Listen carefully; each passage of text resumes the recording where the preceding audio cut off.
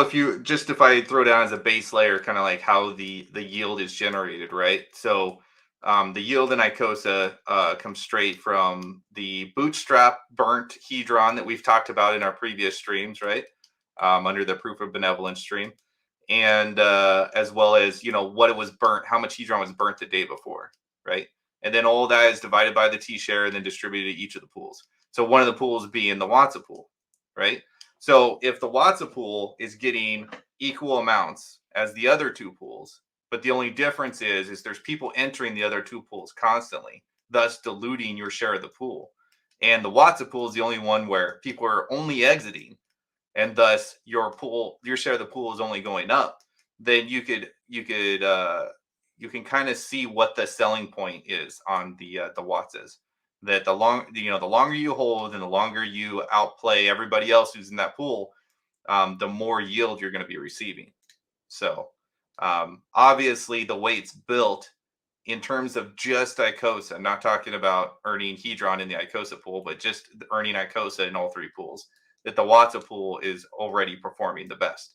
Not to mention that the WAATSA pool also gets, and this is one of those narratives from We Are All the SA, the bonuses that that is given to people who sell their HSIs to the Icosa contract in order to receive Icosa, right? So you go in and you sell an HSI and it's a Cuatro Cinco, so you get a 10% bonus.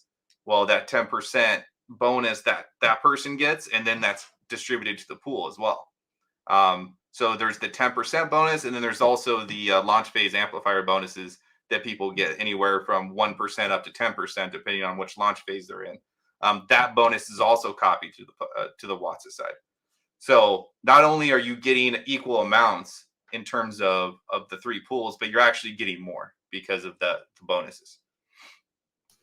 So, and the seed from the SA, is that coming up 6 months? We got 6 more months of that or so? Is it for the first year? And yeah, can you just briefly touch on that? Like what, how that helps with yield? And, I think the SA seeded Icosa or both pools for 1 year. Is that right? Yeah. So there was the burning that was happening early on, before Icosa launched, but you could kind of see it as kind of like a prepping for Icosa, right? It wasn't happening on like day one of Hedron. This was more like a prepping for Icosa coming, because this was the burning of Hedron was being calculated on which pools were getting what amount of yield, right? So that was kind of bootstrapping it, so as to spread out some guaranteed yield over the course of a year. And then going into the actual auctions starting off, there was more burn and seeded for another year too. So we're basically sitting on two bootstrapped kind of yield events that is generating yield for the three pools. So this year, in particular, let's say like 6 months from now, the bootstrap ends or so. What does that mean? Like, what does that mean with regards to the pools? And does WAATSA just really take over after that? Well, I mean, yeah, at that point, when those expired, then there's going to be less guaranteed every day. But you have to also take the other side of the argument and say, well, the more time something has been around, the more likely it is to succeed, right? So if it's been around for a couple years and people, or a year and a half or whatever it is, and it's something that people are still interested in or still getting into, then you have to assume that the markets for burning Hedron, the HSI auctions, hasn't gone anywhere, and it's still in full steam. And we've seen just recently some huge, very large amounts of HSIs being sent to the auctions for this person to obtain Icosa to then stake. That's going to generate a lot of yield, because it's going to burn a lot of Hedron when those auctions come up and people start bidding on those. So it's like the bootstrap was really designed just to get it going and just guarantee a little bit, right? But the tokenomics and how the whole system was built to run on its own. And I don't really have any doubts that it's not going to run on its own down the road. So the bootstrapping is less of a concern to me. And then also keep in mind, if it ever does become a problem, I'm sure there's benevolent addresses that would probably look at that problem and maybe make some moves, right? So it's like there's nothing a whole lot to be feared from the bootstrapping. It's just like a safety mechanism, really. They can always be changed.